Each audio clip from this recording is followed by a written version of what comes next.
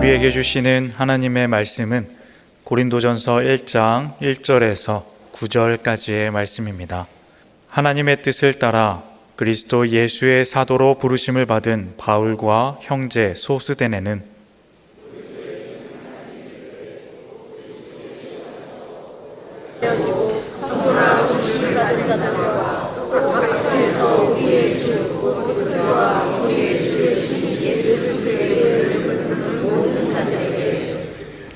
하나님 우리 아버지와 주 예수 그리스도로부터 은혜와 평강이 있기를 원하노라.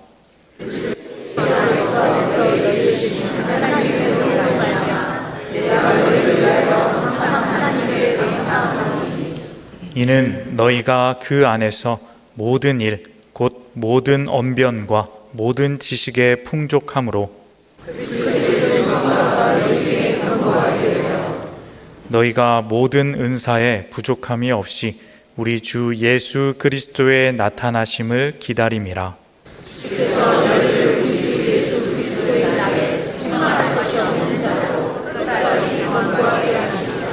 함께 읽겠습니다. 너희를 불러 그의 아들 예수 그리스도 우리 주와 더불어 교제하게 하시는 하나님은 미쁘시도다. 아멘. 오늘부터는 이제 고린도전서 말씀을 함께 또 살펴보겠습니다. 오늘은 첫 시간으로 이 고린도전서의 서론 부분에 해당하는 내용입니다. 1절부터 9절까지 또 함께 살펴보겠습니다. 자, 먼저 고린도 교회의 전반적인 상황, 그리고 고린도전서가 어떻게 쓰여졌는지 그 부분을 한번 살펴보겠습니다. 바울이 2차 선교 여행을 하던 중에 이 아덴을 지나서 들린 곳이 바로 고린도 지역입니다. 이 고린도는 이 에게해와 이 아드리해 사이에 좁은 지협에 위치한 항구 도시입니다. 이러한 지리적 요건을 갖고 있다 보니까 해안 도시이면서 육로의 중요한 요충지 역할을 했습니다. 그러니 당연히 사람들이 많이 모일 수밖에 없었습니다. 어떤 학자는 이 당시에 고린도의 인구가 60만 명이었다라고 할 정도로 사람들이 많이 모이는 곳이 고린도였습니다. 그러니 당연히 돈도 많이 모였을 것입니다. 야외 극장도 있었고요. 운동 경기장도 세워졌으며 다양한 이방 신전도 세워졌던 것, 그곳이 바로 고린도입니다. 경제, 문화, 사회, 종교, 정치, 그 모든 분야가 발달할 수밖에 없었던 곳, 그것 또한 고린도입니다.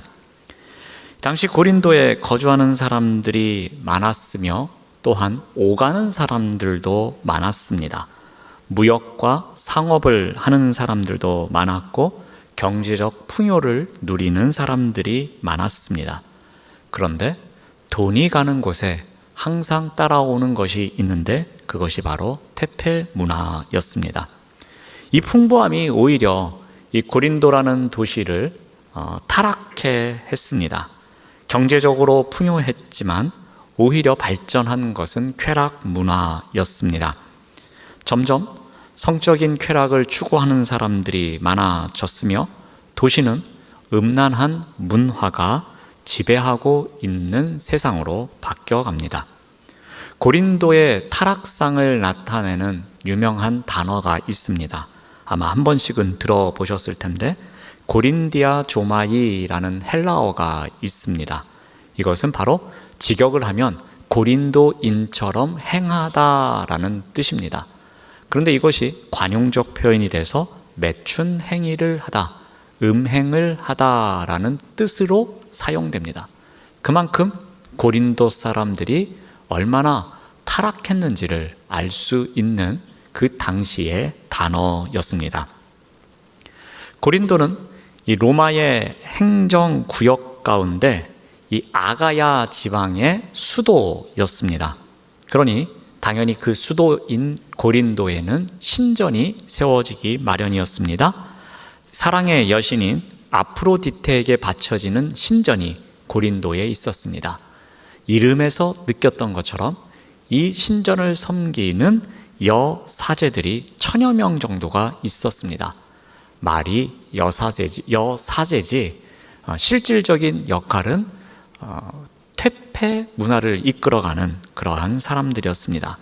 성적으로 타락시키는 일이 그들의 주된 업무였습니다. 이러한 일로 고린도 도시 전체는 도덕적으로 더 혼란스럽게 되었고 성적으로 더욱 타락하는 도시가 되었습니다. 고린도는 물질적으로 풍요로운 곳이었지만 그런 풍요와는 달리 이 퇴폐 문화가 발전한 도시였습니다. 자, 하지만 이러한 고린도에 희망의 빛이 하나 있었습니다. 바울은 이 고린도가 성적으로 크게 타락한 도시였지만 그 안에서 빛과 소금의 역할을 감당할 공동체를 세워 나갑니다. 바울은 예수 그리스도를 전합니다. 십자가에 못 박히신 예수 그리스도에 관한 복음을 선포합니다.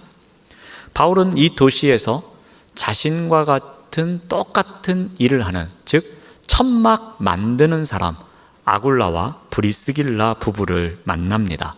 그리고 그들과 함께 이 텐트를 만들면서 복음을 전하기 시작합니다.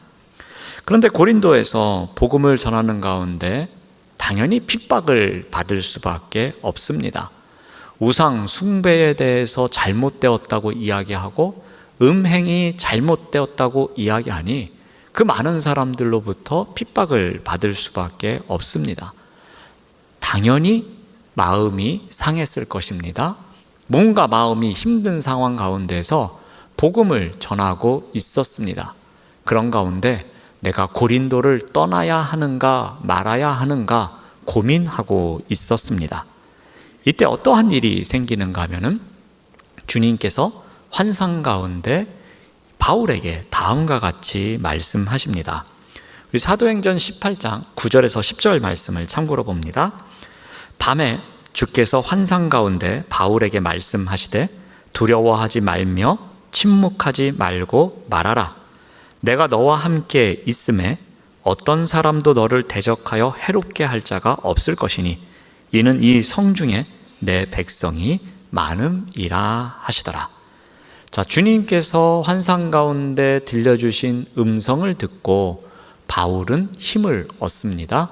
그리고 그 이후로 1년 6개월 동안 고린도에서 복음을 전합니다. 그 결과 회당장 그리스보는 자기 집안 식구들과 함께 주님을 믿는 그리스도인이 됩니다. 또 많은 사람들이 예수를 믿고 세례를 받는 놀라운 역사도 나타납니다. 도저히 교회가 세워질 수 없는 환경이었습니다. 그런데 우상 숭배가 아주 퍼져 있는 그러한 도시에 기적과 같이 주님을 믿는 사람들이 나타나고 하나님의 교회가 세워집니다. 자, 1년 6개월의 사역이 끝났습니다. 이제 바울은 고린도를 떠납니다. 그런데 글로에의 집 사람들 그리고 고린도에서 온 사람들에게 고린도와 고린도 교회의 소식을 듣습니다. 그런데 그 소식이 별로 달갑지 않습니다. 소아시아의 수도였던 에베소에 머물던 바울은 고린도에 대한 소식, 특히 문제점에 관련된 소식을 듣고서 그들에게 이 질문에 대한 답변을 쓰기 시작합니다. 그것이 바로 이 고린도 전서입니다. 자, 바울은 고린도 전서를 시작하면서 먼저 이 편지의 발신자에 대한 이야기를 합니다. 자, 먼저는 바울 자신을 소개하는데요. 어떻게 소개하는가 하면은 1장 1절 말씀을 봅니다. 하나님의 뜻을 따라 그리스도 예수의 사도로 부르심을 받은 바울과라고 합니다. 고린도 교회는 분명히 바울이 세운 교회입니다. 그리고 고린도 교회 교인들은 바울이 사도인 것을 분명히 알았을 것입니다. 그럼에도 불구하고 바울은 자신을 어떻게 소개하고 있습니까? 하나님의 뜻을 따라 그리스도 예수의 사도로 부르심을 받았다라고 이야기를 합니다. 자신을 사도로 소개하고 있습니다. 즉 보냄을 받은 자로 소개합니다. 하나님의 주권적인 뜻에 따라서 부르심을 받았고 보냄을 받은 사도임을 정확하게 밝히고 있습니다. 편지를 받는 사람들이 당연히 아는 내용입니다. 그럼에도 불구하고 하나님의 부르심에 따라서 사도가 되었음을 강조하고 있습니다. 왜 그렇겠습니까? 내가 사도야 하고 자랑하고 싶어서 그렇게 했겠습니까? 그렇지 않습니다. 부르심을 받은 자로서 그 사명을 다하겠노라는 그러한 의지적인 표현이기도 합니다. 즉 바꿔 말하면 자신을 사도로 부르신 그 하나님께서 그 부르신 분을 온전히 나타내기 위한 표현이기도 합니다. 내가 사도인 것은 여러분도 알고 있지 않습니까? 그런데 전에도 그랬고 지금도 그렇고 나를 사도로 부르신 분은 하나님이십니다.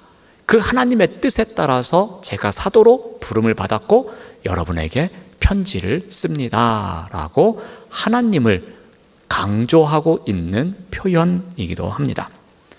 자, 또 한 사람이 나옵니다. 발신자 가운데 1절 말씀을 계속 보시면은 1장 1절 말씀을 계속 보시면은 형제 소스데네라는 사람이 나옵니다. 이 사람의 정체에 대해서는 학자들의 의견이 분분합니다.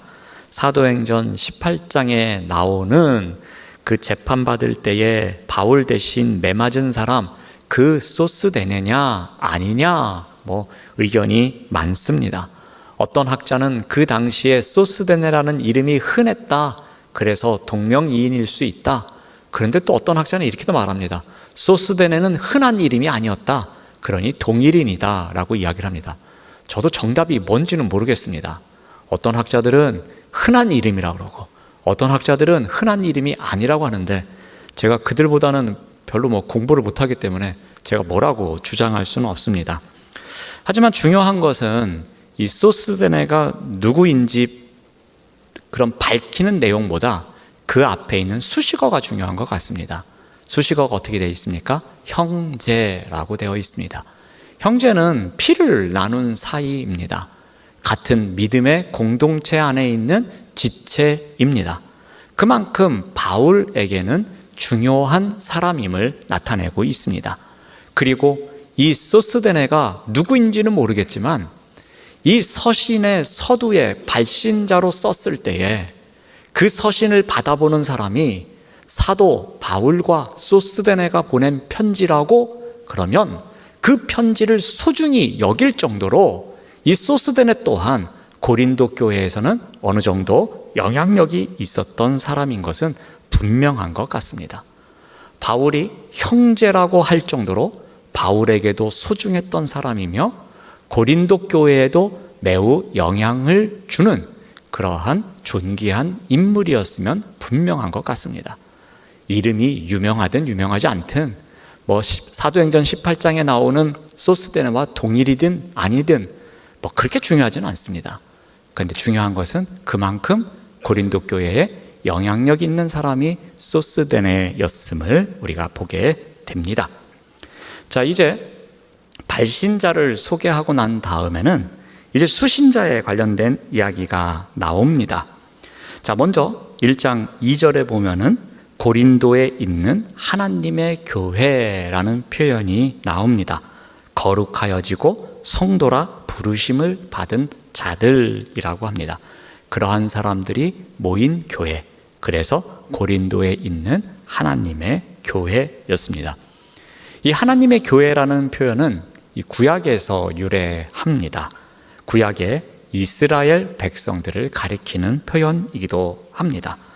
이스라엘 백성들, 그 거룩한 백성들, 그들이 모여있는 공동체, 하나님의 교회를 의미합니다. 즉 하나님의 사랑을 받는 하나님의 백성들의 모임을 가리키기도 합니다. 자, 그런데 바울은 이 하나님의 교회라는 표현 앞에 또 하나의 수식어를 둡니다. 그것은 고린도에 있는 이라는 단어입니다. 이 또한 무엇을 강조하고 있습니까? 고린도에 있는 하나님의 교회. 어울리지는 않지만 이 하나님의 교회가 엄청난 역할을 할 것이다 라는 것을 보여주고 있습니다. 제가 서론에서 말씀드렸지만 고린도는 어떠한 지역이었습니까? 풍부한 가운데에 온갖 타락의 문화가 발달했던 곳, 사람들이 많이 모인 곳, 복잡한 곳, 교회가 생길 만한 곳이 아닌 곳, 그런데 그곳에 교회가 생겼습니다. 고린도에 있는 하나님의 교회. 고린도에 있어서 이 하나님의 교회가 과연 역할을 할 수 있을까? 고린도 같이 그렇게 음란한 문화와 우상숭배가 팽배했던 곳에서 하나님의 교회가 역할을 감당할 수 있을까? 그런데 바꿔 말하면은 하나님의 교회가 고린도 같은 곳을 회복시킬 수 있음을 기대하는 표현이기도 합니다. 그래서 수신자가 고린도에 있는 하나님의 교회라는 표현을 통해서 너희들이 해야 할 일은 이 고린도를 다시 하나님의 교회와 같은 곳으로 바꾸어가는, 회복시켜 가야 하는 그러한 책임이 있음을 강조하고 있습니다. 자, 또 하나의 표현은 우리 1장 2절 말씀을 보시면은 또 각처에서 우리의 주 곧 그들과 우리의 주 대신 예수 그리스도의 이름을 부르는 모든 자들에게 라고 합니다. 예수 그리스도의 이름을 부르는 자들, 이들이 이 고린도 전서를 받아보는 수신자입니다. 근데 여기에 나오는 이 부르다라는 동사의 시제는 현재 분사를 사용하고 있습니다. 즉 한 번 부르는 것이 아니라 계속해서 예수 그리스도의 이름을 부르는 자들입니다. 어려운 일이 있든 기쁜 일이 있든 즐거운 일이 있든 슬픈 일이 있든 예수 그리스도의 이름을 계속해서 부르는 자들, 그 자들이 바로 이 고린도전서를 받아보는 수신자들입니다. 자, 그런데 우리가 한 가지 주목할 점이 있습니다. 지금 이 수신자들을 보면은 고린도에 있는 하나님의 교회, 거룩한 백성들의 모임이라고 했습니다. 그리고 예수 그리스도의 이름을 계속해서 부르는 자들이라고 했습니다. 그런데 서론에서 말씀드린 고린도의 정황과는 별로 어울리지 않는 사람들처럼 보여집니다. 즉 무엇을 강조하고 있는 것이겠습니까? 고린도 교회를 향한 바울의 소망을 담고 있는 것입니다. 바로 이 서신을 받는 사람들, 그들을 향한 바울의 기대와 소망을 볼 수 있습니다. 비록 지금은 고린도가 망가진 것처럼 고린도 교회도 심하게 흔들리고 있지만 여러 가지 문제점 때문에 갈등도 있고 분쟁도 있고 음란한 문제도 있고 소송 걸린 문제도 있고 이런저런 논란 가운데 있어서 복잡하지만, 그래서 세상 사람들이 손가락질할 수도 있는 상황이지만 그들은 하나님의 부르심 앞에 서 있는 하나님의 교회라는 것입니다. 비록 고린도라는 아주 복잡한 정황 속에 놓여 있는 교회이지만 그들은 하나님께서 부르신, 그래서 한 사람 한 사람 불러서 세우신 그들이 모인 교회, 하나님의 교회임을 강조하고 있습니다. 그러므로 서신을 보내면서 주님께서 도와주셔서 세상 모임의 방식이 아닌 하나님의 부르심을 받은 하나님의 백성으로서 그 하나님의 교회의 역할을 신실하게 감당해 갈 것을 이야기하고 있습니다.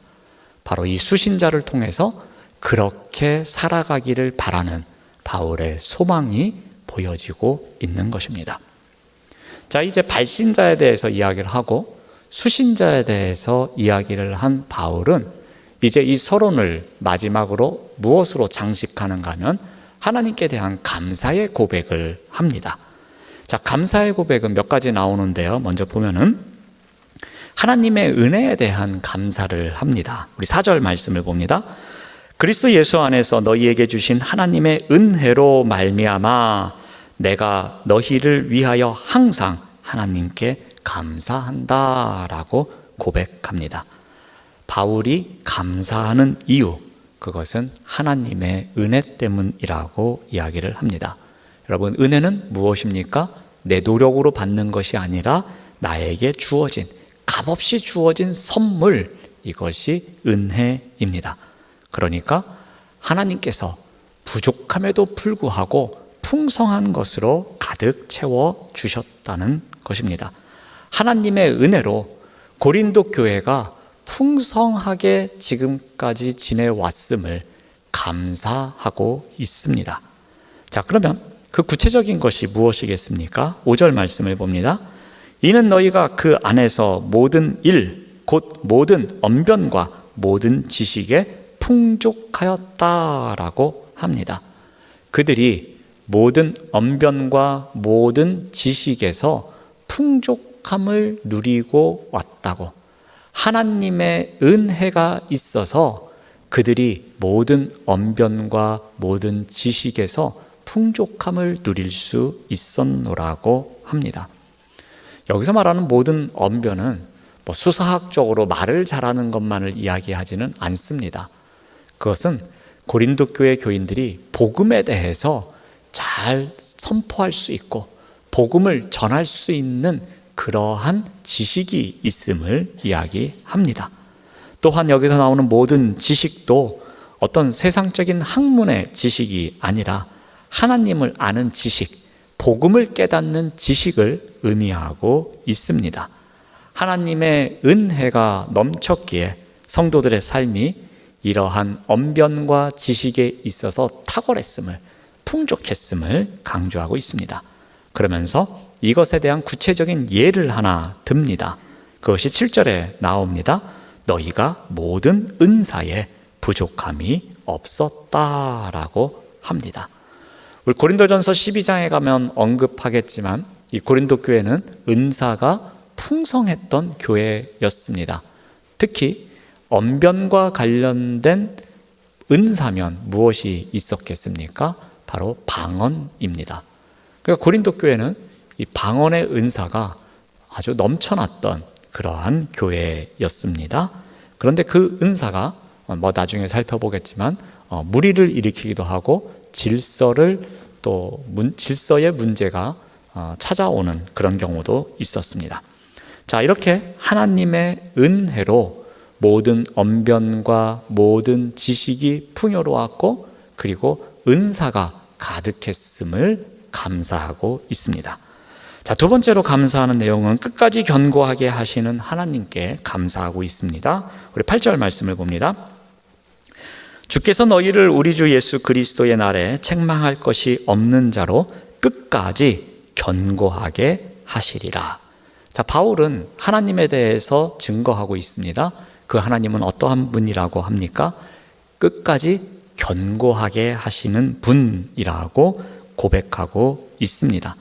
바울은 자기 백성을 끝까지 책임지시는 신실하신 하나님을 소개하고 있습니다. 견고하게 하시는 변함없으신 그 하나님께 감사의 고백을 하고 있습니다. 자, 바울이 또한 감사하는 것 하나는 우리 9절 말씀을 봅니다.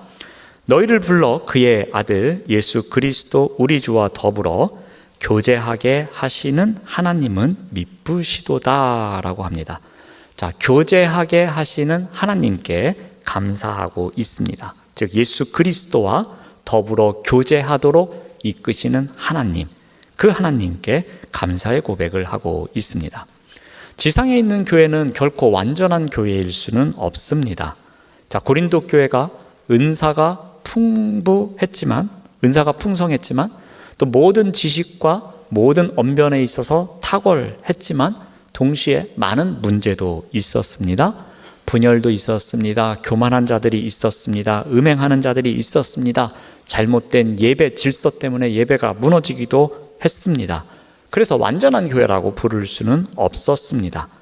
자, 그러나 바울은 먼저 하나님이 하시는 일을 강조합니다. 이러한 약점이 있음에도 불구하고 하나님은 그들을 포기하지 않으셨다는 것입니다. 하나님은 그 교회를 온전하게 세워 나가셨다는 겁니다. 끝까지 그들이 견고하게 설 수 있도록 그 약속을 지키시는 분이셨습니다. 그런데 어떻게 이렇게 하셨습니까? 예수 그리스도와 계속해서 교제하게 만들어 주셨다는 겁니다. 하나님은 성도를 단번에 완전하게 만드시지는 않습니다. 오히려 그리스도와 교제하게 하심으로써 점진적으로 온전한 그리스도인이 되도록 이끌어 가십니다. 부족한 부분이 처음에는 엄청 많았는데 예수 그리스도와 교제하는 가운데에서 그 부족한 부분이 하나씩 사라지는 가운데 더욱 온전한 그리스도인으로 성숙하게 될 수 있도록 이끌어 간다는 것입니다. 그래서 그 하나님께 감사합니다 라고 고백하고 있습니다. 자, 오늘 말씀을 통해서 우리가 한번 정리를 해 봅니다. 자, 그렇다면 이 바울은 왜 이런 감사의 이유를 마지막 부분에 기술하고 있을까라는 겁니다. 발신자를 밝히고 수신자를 통해서 너희들이 어떻게 살아가야 되는지를 가르쳐준 이후에 지금까지 지켜주신 하나님의 은혜에 대해서 감사의 고백을 합니다. 자, 이렇게 서론에서 감사의 고백을 밝히고 그 다음 내용을 들어가는 목적은 어디에 있을까라는 겁니다. 먼저는 이 서신을 받아보는 고린도 교회 성도들의 정체성을 다시 한번 깨우치기 위함입니다. 그들의 정체성은 세상 속에 있는 사람이 아닌 예수 그리스도 안에 있는 사람임을 다시 한번 강조하고 있습니다. 제가 아까 읽으면서 말씀을 드리진 않았지만 오늘 내용에 보면 예수 그리스도라는 표현이 9번 나옵니다. 그만큼 이 짧은 서론 부분에서 예수 그리스도 안에서 예수 그리스도와 교제하게 예수 그리스도라는 표현이 여러 번 나옵니다. 그러니까 서신을 받아보는 사람들의 정체성이 어디에 있어야 하는지를 가르쳐주고 있습니다. 감사의 고백을 통해서 수신자들과의 어떤 이야기를 통해서도 예수 그리스도를 강조하는 가운데 그들이 머물러 있어야 할 곳이 어디인지를 가르쳐주고 있습니다. 또한 그들에게 이 삶의 중요한 요소가 무엇인지를 가르쳐주고 있습니다. 그들은 하나님의 은혜로 예수 그리스도와 교제 안으로 부르심을 받은 자들입니다. 하나님의 은혜로 부르심을 받은 자들이 바로 이 서신을 받아보는 사람들입니다. 지속적으로 그 관계를 이어가야 하는 그러한 삶을 살아야 되는 사람들이 바로 이 서신을 받는 사람들입니다. 그러므로 여러분이 이러한 정체성을 갖고 그 정체성 안에 머물면서 무엇을 해야 하는지를 그것을 가르쳐주고 있는 것입니다. 그러면서 이 모든 깨달음이 이 모든 것이 하나님의 은혜임을 알아야 합니다라고 가르쳐주고 있습니다. 그러니까 바울이 감사하면서 가르쳐주는 것, 그것은 그들이 하나님의 은혜가 있음을 꼭 깨닫기를 바라는 마음에서 그러한 부분을 강조하고 있습니다. 자, 이 서신의 서론을 읽으면서 우리 또한 무엇을 배울 수 있겠습니까? 우리도 이 세 가지를 꼭 기억해야 할 것입니다. 우리의 정체성도 무엇인지를, 우리가 어디에 머물러 있어야 하는 존재임을 기억해야 할 것입니다. 우리 또한 예수 그리스도 안에 있는 존재임을 꼭 기억하시길 바랍니다. 우리의 정체성은 세상이나 환경이 규정하는 것이 아닙니다. 우리는 그리스도 예수 안에서 거룩하여지고 성도로 부르심을 받은 자입니다. 하나님의 부르심을 받은 자들의 모임입니다. 우리는 머물러야 할 곳이 예수 그리스도 안입니다. 우리가 아무리 부족하지만, 우리가 연약하지만, 때로는 나 자신이 볼품 없다고 생각할 때도 있지만 우리는 예수 그리스도 안에 머물러 있기에 거룩한 하나님의 백성입니다. 우리를 예수 그리스도 안에서 하나님의 거룩한 백성으로 부르셨습니다. 이러한 정체성이 우리에게 항상 있어야 할 것입니다. 그렇다면 그런 정체성을 갖고 우리는 어떻게 살아야 합니까? 그에 어울리는 합당한 삶을 살아야 할 것입니다. 여러분, 하나님의 부르심은 단순히 이 신분 변화로 끝나지 않습니다. 하나님의 부르심은 그 부르심에 합당한 삶을 살아내야 합니다. 부르심에 합당하게 행하라 하는 말씀처럼 성도로서 마땅히 걸어가야 할 길이 있습니다. 예수 그리스도 안에 머물러 있는 정체성을 가진 부르심을 받은 자로서 합당한 삶이 있다는 것입니다. 때로는 우리의 말을 통해서, 때로는 우리의 작은 행동을 통해서, 때로는 관계 속에서, 때로는 섬김 속에서 다양한 삶의 자리에서 부르신 자로서 우리가 부르심에 합당한 삶을 살아내야 하는 것입니다. 그리고 이 모든 것은 하나님의 은혜로 가능한 것입니다. 이것은 우리의 힘만으로는 할 수 없습니다. 하나님의 은혜가 있어야 우리가 부르심의 자리에서 합당한 삶을 살아갈 수 있는 것입니다. 우리의 정체성은 예수 그리스도 안에 있습니다. 그러므로 우리의 삶은 그 부르심에 합당한 삶이어야 합니다. 그리고 그 모든 것은 하나님의 은혜로 가능하다는 것을 꼭 기억하시면서 또 그러한 삶을 살아내시는 우리 모두가 되시기를 바랍니다. 네, 기도하겠습니다.